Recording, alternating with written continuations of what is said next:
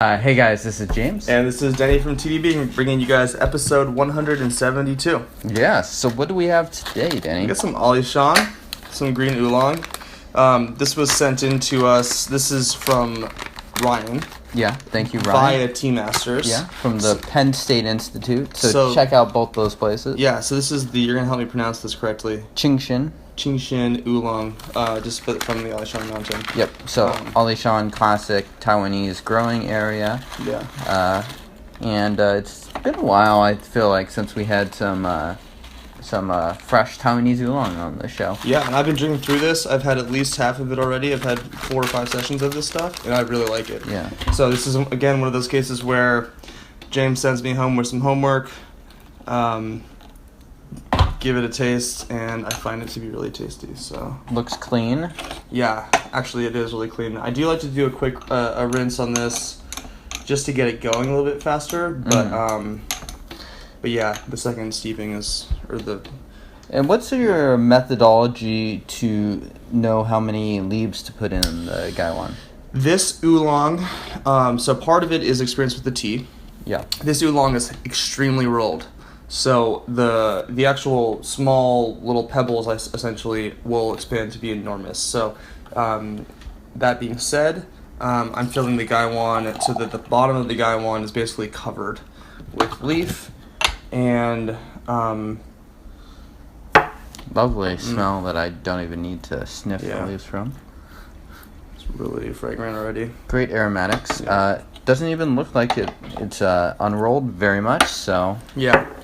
So but to answer the question in full, I just kind of cover the gaiwan, the bottom of the gaiwan. Okay. Mm-hmm. You find that's a pretty effective way to brew these high mountain teas generally? Yeah, I think so. And it tends to work out pretty well. So I'm gonna give this about 10 seconds of time, and then we'll go ahead and get right into it. So I'm gonna call that good. And get a high pour, just because we want to cool that down a little bit. Ourselves too much. The lid has a little bit more vegetal smell to it. Yeah, vegetal, floral, creamy. Mm-hmm. Yep. God. Oops. Really lovely. Yep. And this is one area where even poor drinkers will concede to high mountain oolongs is the aromatics for some of these teas that can just be really quite delicious. I think this is the kind of tea that when I serve to someone who's never had a good tea before, they're like, "Holy smokes, this is amazing!" It's very obvious. Yeah, it's really just a different, rich experience. So. Yeah, sort of like tasting with your nose almost. Yeah. Yep. Cheers. Cheers.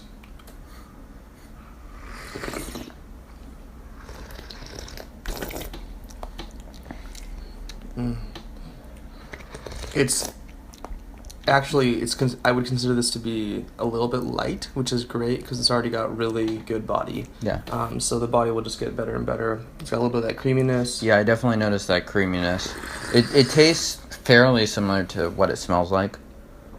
You know, actually, this almost reminds me of those milk oolongs that try to go for that milky creaminess. It does, yeah. Interesting.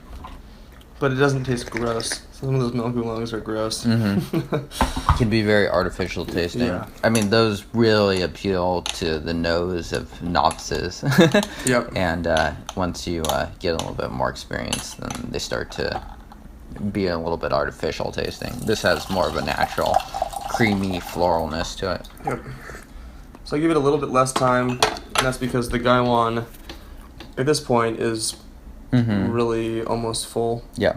So you can just get a little bit more surface area on those leaves, so you don't need to go for quite as long as the initial infusion. It doesn't look like they're a machine cut or anything like that. So, and the quality of the leaves are pretty good. It's a big stem. It's a big.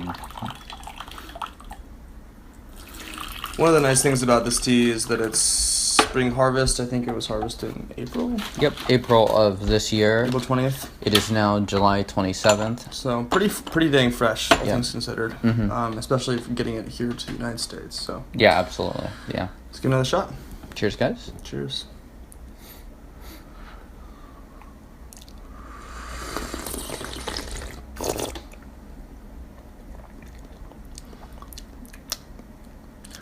maybe a little bit juicier than Exactly. creamy in comparison to the initial infusion. Yeah, I think it has more salt, sort of. So savory tones. Well, savory maybe not as much. It's just like it's more in the way that salt makes flavors pop. It kind of has that effect going a little bit, which is just more pronounced. It does taste more succulent. Is completely the wrong word, but more juicy, basically. I don't know. Yeah, it's nice. A little bit less creaminess, and a little bit more of that juiciness to it. The body has been fairly consistent throughout. I wouldn't say it's like the most viscous tea, but it's not a thin tea either. I love it's really floral. It's got great sweetness. Yeah. Not at all any sort of hint of bitterness yet. Although, if we're steeping this too long right now, we will get bitter. And the sweetness just sort of lingers in your mouth. Yeah. So Denny, I will ask you the classic TDB question. Sure. What time of day would you drink this tea? This would be an afternoon tea for me. Afternoon tea? Yeah. There's a soft crispness to this tea that just feels more appropriate, and even though it's got plenty of flavor, it feels kind of like a cooling tea to me a little bit. Yeah, I've been drinking in the afternoon. So you think this would be a good spring, summer tea to drink? Definitely. Yeah, definitely. But in the heart of winter, when it's dark at 4 p.m., like it gets here, I don't know if this would just feel appropriate or not. Just kind of... Yeah, it'd be time to go into the basement and dig out that poo.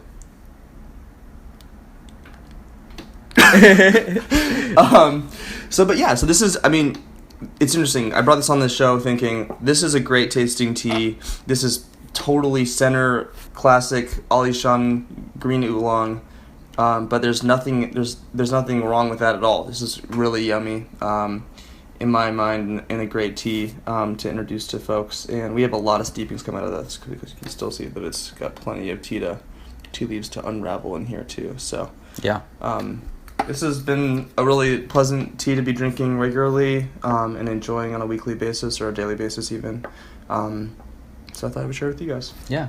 So thank you, Ryan. Yeah, thank you. Cheers, Ryan. Cheers.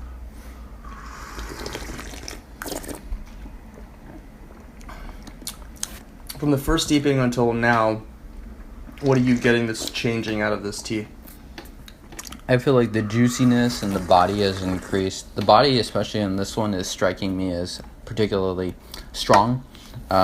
Maybe a little bit more like foresty notes in this, and a little bit less of that creaminess as it's progressed. Yeah, actually, I totally buy that foresty idea. I wouldn't call it like pine resin, but yeah, not quite there. Kind of like that. Something hinting on that sort of more savory herbal kind of a thing. But the sweetness of it is still very flowery, a little bit of that honey. Very friendly. Yeah, absolutely. It does have a little bit of that cream still going on. The vegetal smell isn't showing up in the cup as much as I would have expected. I don't say I mind that. I actually find some of those really green vegetal oolongs to be a little bit too much. Yeah, something like a little bit off-putting. Tiaguanines. They can just kind of just taste. I have a set limit for how much I'm going to enjoy that session. Kind of punchy in the face. Yeah, they're unique, but they're straying away from what I enjoy out of a green oolong. So, really great. For folks who want to learn more about green oolong, James. Yeah, check us out at tdb.org. We reviewed a lot of these sorts of teas, especially early on in TDB. Yeah. So hit the back button, hit it again, hit it 10 times. Previous. Yeah, go back to 2014 and check out some of those episodes. We've been reviewing these throughout. They're a wonderful gateway tea. And a good tea to just continue to drink in the spring and the summertime. Yeah. I definitely continue to enjoy this tea. Subscribe below, tdbteadb.org. Sign up for our newsletter, sign up for our Instagram, sign up for our Donate $1 Million to Us fund. We will see you guys next time for some poo. Some poo. Cheers. Cheers.